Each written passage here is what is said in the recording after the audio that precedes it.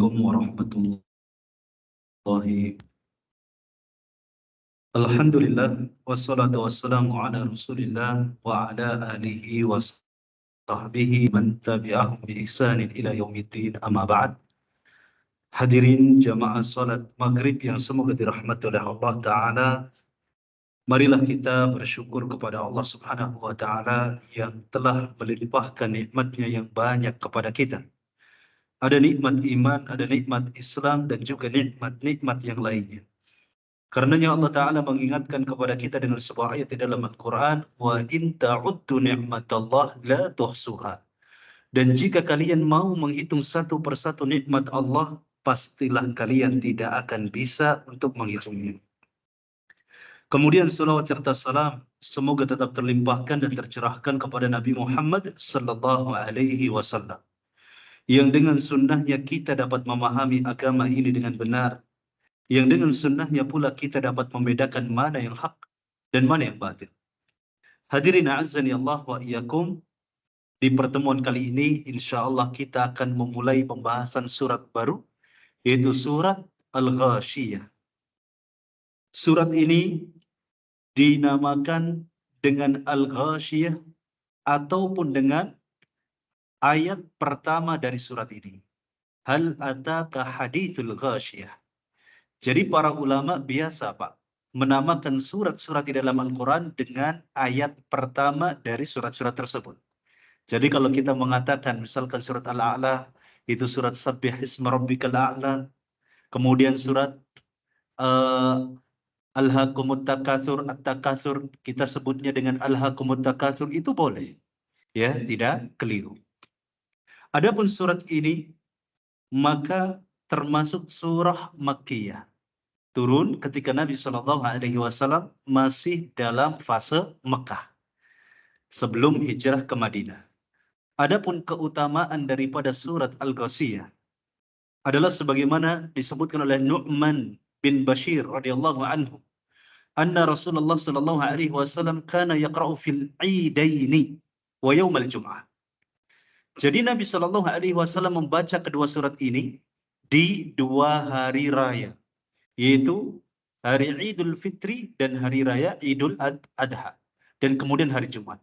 Menunjukkan bahwasanya surat Al-Ghashiyah ini adalah surat yang sangat agung. Karena ya Nabi Shallallahu Alaihi Wasallam suka membaca surat ini. Begitu ya. Ya, apa kata Nu'man bin Bashir? Sabbihisma rabbikal a'la, itu di rakaat yang pertama, dan kemudian hal ataka hadithul ghashiyah di rakaat yang kedua. Dan terkadang ketika sholat Id dan hari Jumat itu bertemu, maka ini pembahasannya fikih Pak. Ya, jangan sampai kemudian ketika ada satu ulama atau satu ustadz ya menyampaikan pendapat yang berbeda dengan pendapat yang selama ini kita pegang, kita langsung wah salah nih ustadz, wah salah nih ulama. Nanti dulu, kalau fikih itu tempatnya khilafiyah, perbedaan pendapat, termasuk dalam permasalahan ini, di mana ketika sholat Id itu berjumpa dengan atau bertepatan dengan hari Jumat, maka boleh kita ini hanya menunaikan sholat Id saja. Sholat Jumatnya tidak. Begitu ya. Ini pembahasan fikih Pak. Ya saya ingatkan lagi, jangan sampai kemudian hanya karena masalah ini, wah ini sesat nih Ustadz Dimas ya yang ngajar tafsir. Kenapa? Karena membolehkan meninggalkan sholat Jumat. Gak seperti itu. Atau sebaliknya kita nggak ngelakuin sholat Id, tetapi cukup melakukan sholat Jumatnya saja. Begitu. Ini dibahas di dalam berbagai mazhab fikih, begitu ya.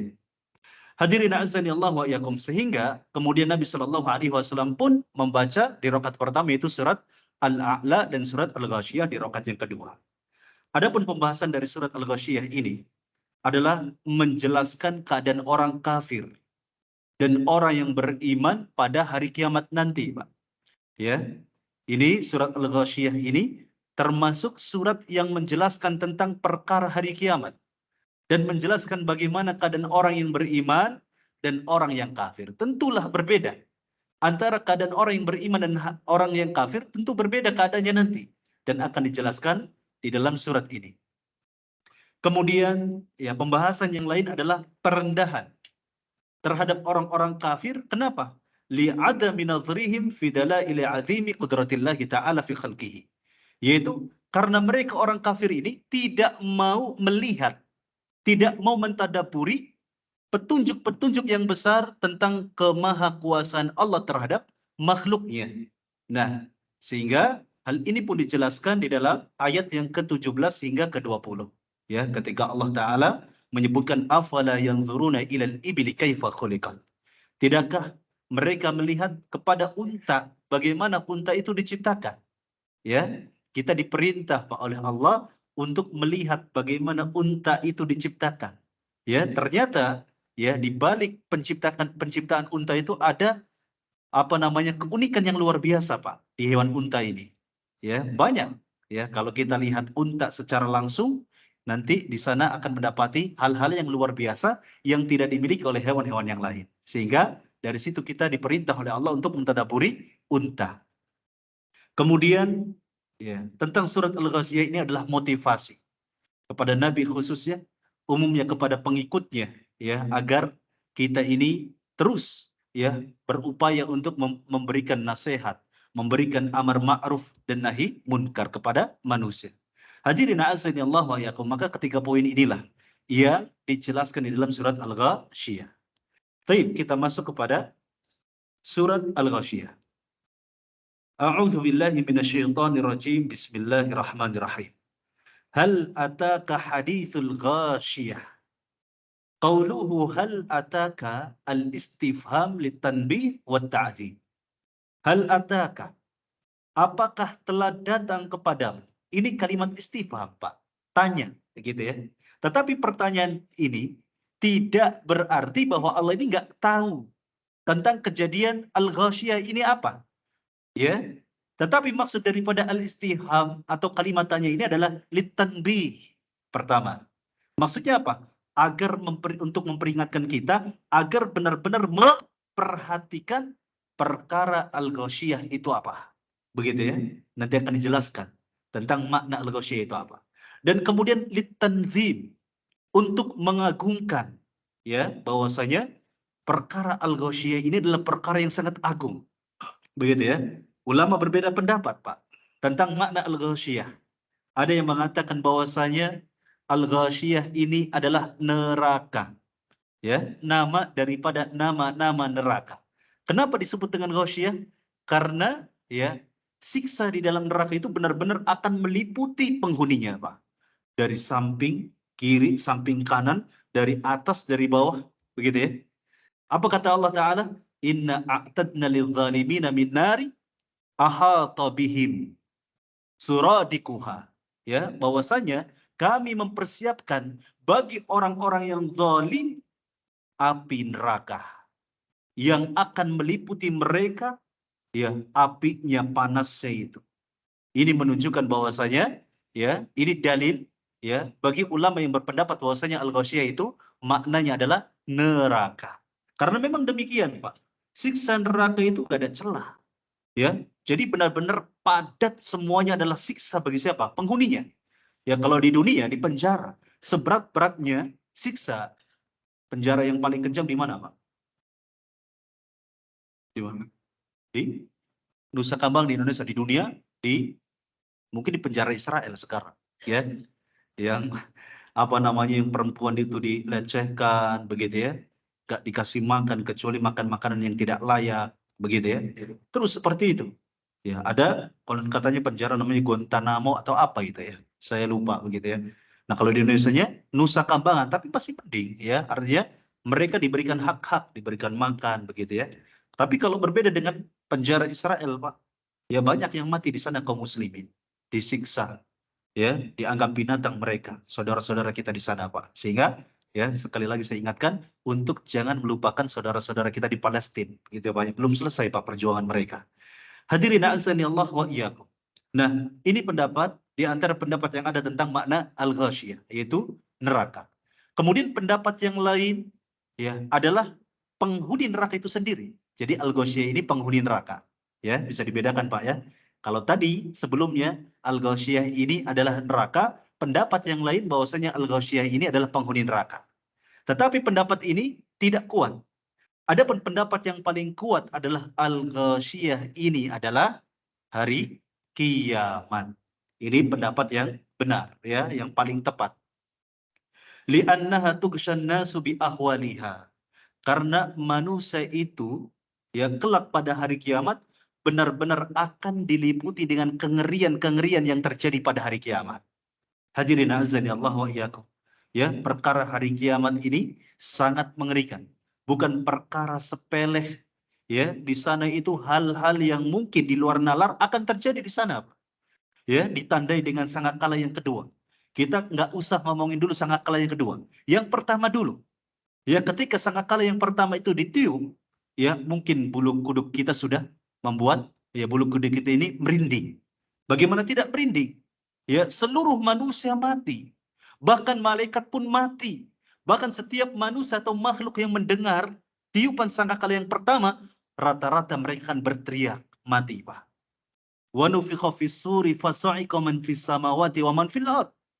Dan ketika ditiup sangkakala yang pertama, maka semua makhluk akan berteriak dan mati. Bukan hanya di dunia, tetapi makhluk-makhluk yang ada di langit pun akan mati. Kecuali makhluk yang dikehendaki oleh Allah. Nanti ada malaikat Israfil, itu tidak mati ketika meniup sangkakala yang pertama. Ya lucu. Kalau kemudian dia niup sendiri mati sendiri, ya, ini ya celah begitu ya. Sehingga Allah tidak mau, ya, ada celah, ya, tentang kebesaran Allah. Sehingga ketika sangkakala yang pertama ditiup, malaikat Israfil tetap hidup. Hadirin azani Allah wa iyyakum. Ini suatu hal yang sangat mengerikan. Dan kelak setiap manusia itu akan hancur tubuhnya, Pak. Bukan berkeping-keping, hilang tubuhnya, Pak. Yang tersisa hanya tulang ekornya saja. Ya, bersama dengan hancurnya alam semesta ini. Ya, kalau bom atom yang pernah terjadi di Hiroshima, Nagasaki di Jepang, Pak. Ya, itu bom yang sangat ngeri itu. Ya, cukup, ya, menghapuskan populasi, ya, masyarakat Jepang itu bisa mungkin hampir setengahnya atau, ya, sepertiganya itu. Ya, tapi tetap jasadnya itu masih utuh. Maksudnya paling tangannya yang copot, gitu ya. Kakinya yang copot, telinganya yang hangus begitu ya. Tapi ketika sangkakala yang pertama ditiup, Pak, ya, nggak tahu tangannya hilang, kepalanya hilang, usus-ususnya hilang, ya, kakinya hilang, seluruhnya hilang anggota tubuh tersebut, ya, kecuali hanya tulang ekornya saja. Dan ketika sangkakala yang kedua ini akan ditiup nantinya, barulah kemudian tulang ekor ini akan tumbuh perlahan-lahan seperti tumbuhnya rumput, tumbuh-tumbuhan begitu ya. Akan muncul lagi dari tulang ekor ini kulit-kulit, daging-daging, usus-usus begitu, sehingga berbentuklah manusia. Ya. Dan ketika sangkakala yang kedua ditiup, wa nufikha fihi ukhra fa idzahum minal ajdasi ila rabbihim yansilun.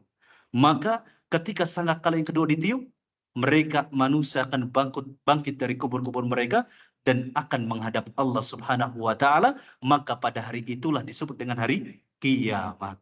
Di mana seluruh manusia dari semenjak zamannya Nabi Adam hingga Nabi Muhammad SAW umatnya akan dibangkitkan serentak, Pak. Ya, kalau pemilu serentak enggak, Pak? Rubber, serentak ya. Milih mana, Pak? Ya, kita nggak usah ngomongin pemilu dulu ya, Pak, ya. Ngaji dulu saja begitu. Sebab kalau ngomongin pemilu nanti ribut begitu. Hadirin azani Allah wa iyyakum. Nah, adapun tentang perkara hari kiamat ini oleh Allah Subhanahu wa taala disebutkan dengan menggunakan kalimat istifham litanbih. Ya, agar kita ini benar-benar memperhatikan, ya, perkara hari kiamat dengan perhatian yang sangat fokus, Pak. Ya, nggak boleh kita main-main, ya, di dalam mempelajari tentang perkara hari kiamat. Sebab perkara hari kiamat ini adalah rukun iman yang kalau seandainya kita ragu, ya, atau salah dalam memahami perkara hari kiamat, ya, bisa membatalkan keimanan kita. Orang-orang kafir Quraisy di antara pembatal keimanan mereka adalah apa? Ya, karena mereka mengingkari perkara hari kiamat, salah di dalam mempersepsikan hari kiamat. Hadirin azani Allah wa iyyakum, dan perlu kita ulang-ulang. Gak cukup sekali, Pak. Ya, kita mempelajari tentang perkara hari kiamat ini gak cukup sekali. Apa dalilnya? Gak usah dibantah, gak usah dijawab dengan dalil nakli, ya, dari Al-Quran dan Sunnah. Cukup dengan dalil akli. Kenapa kita kemudian butuh untuk membahas perkara hari kiamat berkali-kali? Alasannya apa? Ada yang tahu, Pak? Alasannya agar kita semakin takut kepada Allah Ta'ala.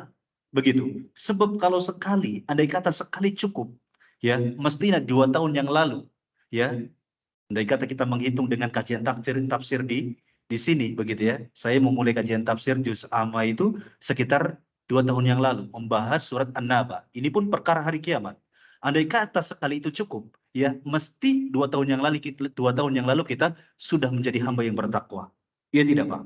Sudah menjadi hamba yang benar-benar takut kepada Allah Ta'ala. Kalau seandainya satu kali cukup ya membahas tentang perkara hari kiamat. Ya, tapi buktinya apa? Ketika kita membahas An-Naba, ya sekitar 2 tahun yang lalu, apa pengaruh kita? Apa pengaruh pemahaman tersebut pada diri kita? Pada diri kita. Ya, apakah kita sudah takut kepada Allah apa belum? Ya, apakah rasa takut kita kepada Allah semakin bertambah atau biasa-biasa saja? Ya, mestilah kita yang lebih tahu. Ya, pada kenyataannya ya naik turun iman kita, begitu ya. Naik ketika kita habis ikut kajian, diingatkan tentang perkara hari kiamat.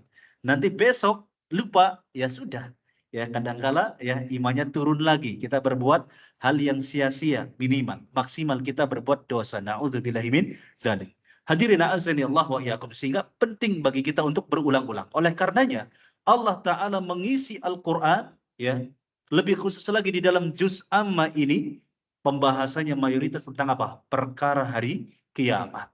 Ya, sehingga kita nggak boleh bosan, Pak.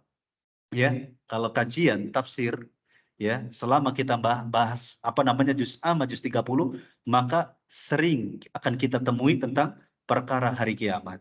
Ya, asal kita niatnya lurus, ikhlas karena Allah, ya, agar kita ini bisa memperbaiki diri, begitu ya. Insya Allah, Pak, ya, akan ada hasil ilmu dari apa yang kita pelajari. Pertamanya rasa takut kepada Allah, dan ini luar biasa. Nikmat yang sangat luar biasa dari hasil menuntut ilmu adalah ketika munculnya rasa takut di hati kita. Ya kalau kita sering nuntut ilmu, tapi kok rasa takutnya nggak muncul-muncul, berarti ilmunya belum bermanfaat. Begitu Pak ya. Hadirin azani Allah wa iyyakum. Nah, maka adapun al-ghasyiyah ini maknanya adalah, ya, maksudnya adalah hari kiamat. Litanbih. Ya kalau bahasa kitanya, ya, mungkin kalau bahasa kitanya, ya, ini contoh kalimat litanbih, pertanyaan, tetapi bukan untuk bertanya, tapi untuk memberikan peringatan seperti kita kepada anak kecil misalkan. Ya, misalkan, Dek, kamu tahu nggak, ya, ada bedogan gitu. Paham bedogan, Pak? Ada nggak di sini bedogan? Ya, bedogan itu konon katanya saya waktu kecil ini takut-takuti seperti itu. Ya, nggak boleh main jauh-jauh ada bedogan. Katanya kalau ada pembangunan, entah jalan tol atau apa gitu ya, nanti ada penculik khusus yang menculik anak-anak, nanti kepalanya dipotong, gitu ya. Kemudian diselapin ke jalan tersebut. Ini konon katanya seperti itu. Wallahu a'lam, ya saya nggak tahu. Cuman sering ditakut-takuti seperti itu. Dan ya ada kalanya ya menggunakan kalimat tanya. Dek, tahu nggak kamu bedokan? Dek, tahu nggak kamu siluman ini dan itu? Jangan mandi di sungai begitu ya. Kan seperti itu. Dulu kita ditakut-takutin seperti itu, kurang lebih.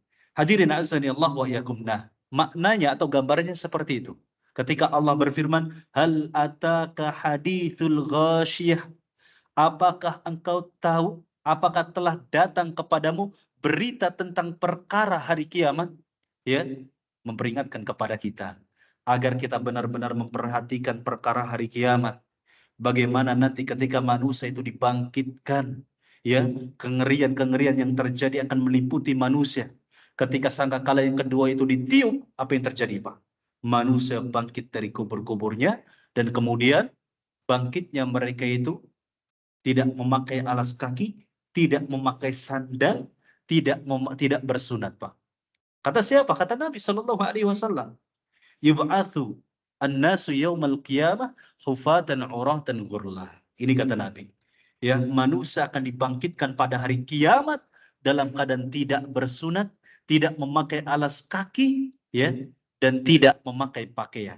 Sementara matahari 1 mil di atas kepala mereka. Ngeri nggak, Pak? 1 mil, Pak. 1 mil itu berapa, gitu ya? Sangat dekat, begitu ya. Masalahnya di sana nggak ada naungan, Pak, selain naungan Allah. Kalau sekarang musim panas misalkan, kita masih bisa banyak naungan. Ya tidak, Pak? Misalkan di Masjid Jamaah ini penuh, kita masih bisa naungan di bernaung di parkiran, gitu ya. Ada naungannya. Oh, ternyata penuh, bisa di pos security numpang sebentar. Oh, penuh, bisa di Indomart, bisa di Ayam Penyet Surabaya, gitu ya. Bisa bernaung di sana. Tapi masalahnya di hari kiamat nanti, ketika matahari benar-benar 1 mil di atas kepala manusia, yang kata Nabi, kelak banyak orang yang tenggelam dengan keringatnya. Ada yang tenggelam sampai kedua mata kakinya, ada yang tenggelam sampai lututnya, hingga ada yang tenggelam sampai mulutnya. Tergantung bagaimana jumlah dosa yang mereka miliki. Semakin banyak dosa, semakin tenggelam. Hadirin azani Allah wa iyyakum. Nah, ketika hari kiamat nanti, di saat matahari itu tepat di atas kepala, maka nggak ada naungan kecuali hanya naungan Allah yang dikhususkan hanya untuk 7 golongan. Disebutkan dalam sebuah hadis, sab'atun yudhilluhumullahu fi dhillihi yawma la dhilla illa dhilluh. 7 kelompok atau 7 golongan yang akan dinaungi oleh Allah Ta'ala dengan naungannya. Pada hari tidak ada naungan kecuali hanya naungan Allah. Maka perhatikan, Pak, 7 kelompok ini, Pak. Ya, kalau kita nggak bisa masuk ke 7 ini, Pak, paling tidak sebagiannya. Kalau kita nggak bisa masuk sebagiannya, paling nggak salah satunya kita kejar, gitu ya. Seperti itu. Hadirin azani Allah wa iyyakum. Yang pertama adalah imamun adilun. Ini yang akan mendapat naungan nanti di hari kiamat adalah pemimpin yang adil. Ya, sekaligus ini menjelaskan kriteria yang paling utama adalah pemimpin itu kriteria. Kita nyolok pemimpin, Pak. Maksudnya nyoblos, ya. Besok nih lusa ada pemilu. Bukan yang kita cari adalah dia yang paling misalkan paling kaya, ya. Karena riswahnya itu paling gede, sogokannya itu paling gede. Ini keliru, begitu ya. Sebagian masyarakat kita masih terperdaya dengan apa? Dengan riswah. Ya, dia akan memilih pemimpin, calon pemimpin yang apa? Yang riswah atau sogokannya itu paling gede. Ya, siapa yang paling gede, maka dialah yang akan dipilih. Begitu. Ini terjadi seperti itu. Bukan seperti itu dalam memilih pemimpin.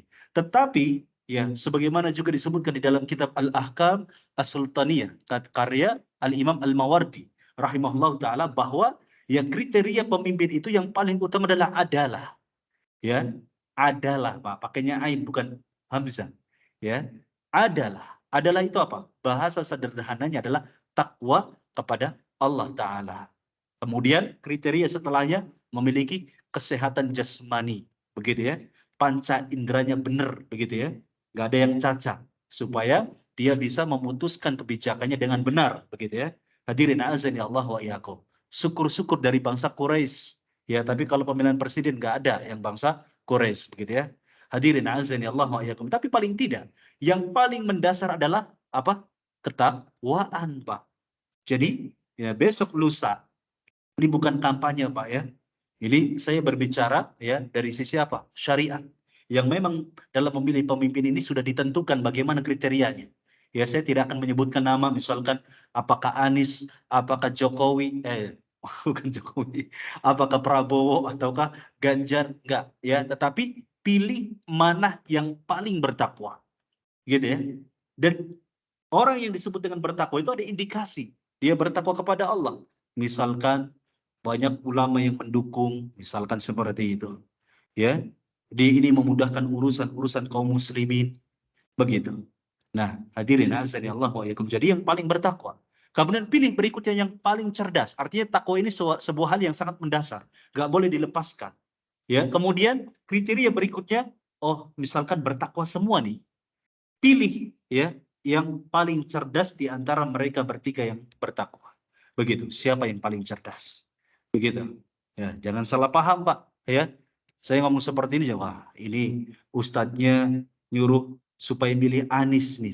Soalnya paling cerdas. Enggak, Pak, ya. Kita mah urusan seperti itu saya nggak ikut politik-politikan, Pak. Begitu ya. Saya hanya menjelaskan kriteria yang disebutkan dalam apa? Kitab Al-Ahkam As-Sultaniyah. Adapun ya relatif misalkan, oh ini yang paling bertakwa Prabowo atau Ganjar atau Anies, itu urusan Anda dengan Allah nantinya di hari kiamat yang akan dihisab. Ya, sehingga jangan sampai salah pilih. Jangan sampai karena ta'assub partai. Saya dari dulu nenek moyang saya partai ini misalkan. Ya mau calon pemimpinnya bejat, nggak amanah, tetap saya akan pilih. Begitu ya. Karena loyalitas saya terhadap partai. Ini keliru. Lagi-lagi yang harus kita lihat adalah personnya, Pak. Calon presidennya. Pertama bertakwa, kedua sehat, kemudian cerdas. Ini paling tidak ada. Ketiga kriteria ini harus ada. Ya, terlepas dari perdebatan tentang apakah boleh kita menentukan pilihan atau tidak, begitu ya. Hadirin azani Allah wa iyyakum. Ya, meskipun memang ada sebagian kita kaum muslimin yang berpendapat sudah golput saja. Ya, itu pendapat. Ya, silahkan. Tapi saya pribadi tidak menyarankan untuk golput. Ya, tetap memilih. Ya, dan punya hujah, Pak. Ya, artinya jangan sampai dianggap bahwasanya saya ini nggak punya hujah. Saya punya hujah. Ya, dalil daripada kaidah fikih yang berlandaskan daripada hadis Nabi Shallallahu Alaihi Wasallam. Ya, hadirin azan Allah wa iyyakum. Jadi pilih ya pemimpin yang adil, begitu ya. Tapi Ustadz, ya di dalam Al-Quran itu, ya bahkan ada beberapa ulama yang mengatakan, ini mungkin dalil bagi orang yang golput. Ya, disebutkan dalam Al-Quran, apa namanya? Kadzalika nuwalli ba'dadz zalimina ba'dan bima kanu yaksibun. Ya, kalau nggak salah ini surat apa ini? Saya lupa, begitu ya. Tapi saya ingat ayatnya, ya. Ini dalil barangkali bagi orang yang golput, ya. Ya demikian itulah kami ini memberikan pemimpin bagi sebagian orang yang zalim, begitu ya. Dengan apa? Dengan pemimpin yang zalim, ya atas dasar apa yang mereka lakukan. Ini dalilnya, sehingga kita nggak perlu yang namanya nyoblos. Yang penting ya kita bertakwa saja. Karena kata Imam Hasan al-Basri, ya pemimpin kita ini tergantung kitanya masyarakatnya. Hadirin azani Allah wa iyyakum. Ini hati-hati. Kalau kita berpikir seperti itu bisa terjatuh kepada penyimpangan terhadap keimanan terhadap takdir, ya. Kalau berbicara takdir semuanya pun sudah ditakdirkan, ya. Kita analogikan dengan rizki kita, Pak. Ya, tadi dia berdalil bahwasanya ya kita nggak usah nyoblos karena pada dasarnya nanti akan menjadi pemimpin adalah ya gambaran kita. Kalau kitanya benar, masyarakatnya benar, nanti akan menjadi pemimpin benar. Kalau seperti itu, Pak, ya nggak usah cari duit lagi kita, nggak usah kerja. Ya, kenapa? Rizki Allah yang ngatur. Setiap kita sudah ditentukan rizkinya. Bahkan ada satu hadis mengatakan, ya, semakna dengan hadis bahwasanya kita ini gak akan mati sampai apa? Rizki kita terpenuhi, gitu ya. Bukan berarti kemudian kita gak usah kerja, ya. Gak usah kerja, ini keliru. Tetap kita harus bekerja, harus berikhtiar dalam memperoleh harta, ya, kebutuhan, kecukupan. Demikian pula dalam menghasilkan pemimpin yang adil, maka kita pilih. Ikhtiar kita adalah memilih, begitu Pak ya. Tapi kalau misalkan kita dapat ada teman kita, saudara kita, oh sudah golput saja, silakan. Ya, harus menghargai. Hadirin azani Allah wa iyyakum.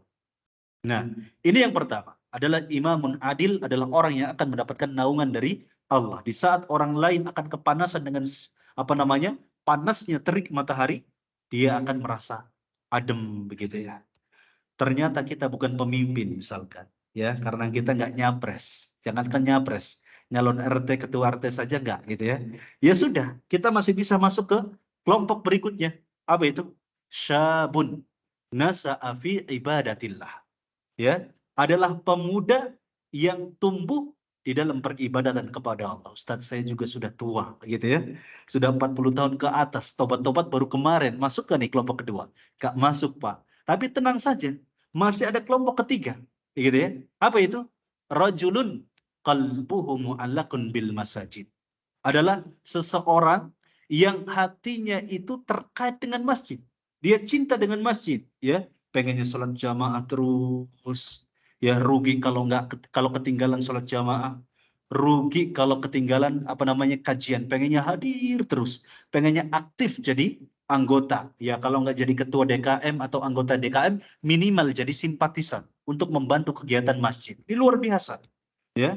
Maka orang seperti ini, Pak, kelak akan mendapatkan naungan dari Allah. Di saat manusia kepanasan, tenggelam dengan keringatnya, maka orang yang terikat hatinya dengan masjid, dia akan mendapatkan naungan dari Allah. Ya, ada Ustaz, saya jauh dari masjid, begitu ya. Mungkin nggak ikut kelompok lain? Mungkin, Pak. Ya, apa itu? Rajulani. Ya, disebutkan oleh Nabi, tahabba fillahi, ijtama'a alaihi wa tafarraqa alaihi. Adalah dua orang yang mana mereka saling mencintai karena Allah, dan kemudian mereka berkumpul karena Allah, dan kemudian mereka pun berpisah karena Allah Ta'ala. Ya, semoga Pak kita tercatat dalam kelompok yang ini, Pak. Kelompok yang sebelumnya, ya, seseorang yang terkait hatinya dengan masjid, dan apa? Dua orang atau lebih, ya, dua orang nih bukan pembatasan, Pak, ya. Bisa kita banyakkan nih, tapi kita saling mencintai dan kita hadir di majelis ilmu untuk berjumpa ini karena Allah Ta'ala. Ya, dan kalau misalkan selesai salat Isya, kita pun berpisah karena Allah Ta'ala. Mudah-mudahan kita semua masuk kepada kelompok ini. Amin. Sehingga kita akan mendapatkan naungan dari Allah Ta'ala. Hadirin azani Allah wa iyyakum. Kemudian kelompok berikutnya. Ya, ini perhatikan nih, harus hafal ini. Ya, adalah rajulun, ya, da'athu imra'atin dzatu mansabin wa jamalin. Qala inni akhafullah. Ya, adalah seorang laki-laki yang dia ini digoda oleh seorang wanita yang memiliki nasab yang bagus. Misalkan, anaknya pejabat ini, ya, anaknya pemimpin perusahaan misalkan. Nasabnya bagus, mulia, ya. Kemudian plus cantiknya luar biasa. Ya, dzatu mansabin wa jamal. Cantik, wah, nasabnya luar biasa, diajak untuk berzina. Kira-kira nolak enggak, Pak? Ya, nikah dulu mau gitu ya.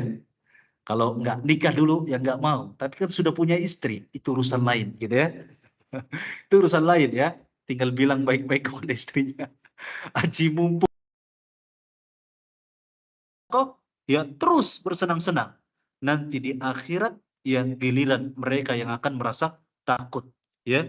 Wajahnya akan merasa takut kepada Allah Subhanahu wa taala. Adapun orang yang beriman, ya, maka sebaliknya, ya, wajah mereka akan penuh kenikmatan, penuh kebahagiaan. Kenapa? Karena di dunia mereka terbiasa menangis. Dan orang yang menangis, Pak, di dunia, ya, sebagaimana disebutkan keutamanya tadi, ya, dia akan mendapatkan naungan plus, Pak.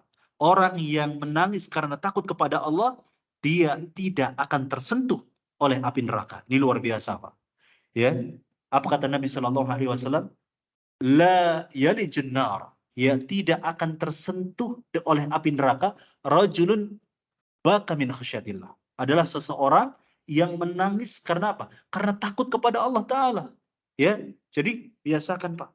Ya, kita ini menangis tapi karena takut kepada Allah. Begitu ya, bukan menangis karena yang lain. Ya, tapi menangis benar-benar karena takut kepada Allah Subhanahu wa taala. Bagaimana caranya agar terbentuk rasa takut kepada Allah? Sering-sering ingat mati, begitu ya. Apa kata Nabi Shallallahu Alaihi Wasallam? Aksiru dzikra min ladzat, yakni maut. Perbanyaklah oleh kalian satu hal yang dapat memutus kelezatan, ya, dunia, yang bisa menyeret manusia kepada kemaksiatan.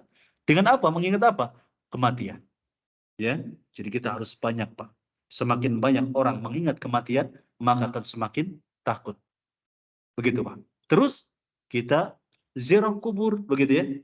Ya, agar kita bisa mengingat kematian, kita datang ke kuburan, Pak. Kalau kita di kamar kita nggak bisa, begitu ya, mengingat kematian, datang ke kuburan, ya, untuk ziarah kubur. Karena ziarah kubur ini keutamaannya, tujuan dan keutamanya adalah supaya hati ini lembut. Kata Nabi, ya, dulu aku ini melarang kalian untuk ziarah kubur, dan sekarang ziarahilah kubur. Hadirin azin Allah wa'alaikum. Tetapi kita mencari kubur, ingat, tujuannya harus benar. Ya, jangan sampai kita datang ke makam ini, makam itu untuk apa? Untuk meminta-minta. Supaya jadi caleg, supaya jadi presiden, supaya jadi apa? Bupati, supaya jadi pimpinan perusahaan, supaya dagangnya laris, supaya jodohnya lancar. Enggak. Ya, tetapi kata Nabi, tujuannya adalah agar hati kita semakin lembut. Kalau hati kita keras, Pak, datang kuburan, Pak. Ya, datang kuburan, Pak. Penting sekali. Ya, hati ini akan lembut. dan kita akan takut kepada Allah Ta'ala. Ya.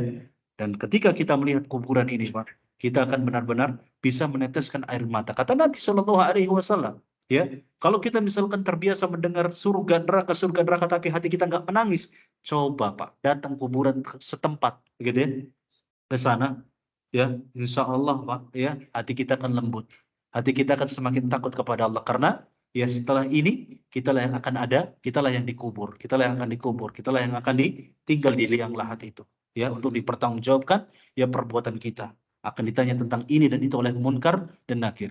Hadirin azani Allah wa iyyakum. Maka oleh karena itu Utsman bin Affan menangis, Pak. Barangkali sering kali saya sampaikan, ya, bahwa Utsman bin Affan ini adalah tipikal orang yang nggak menangis ketika disebut dengan tentang surga dan neraka. Tapi beliau menangis ketika beliau ya diingatkan tentang alam kubur, begitu ya. Diingat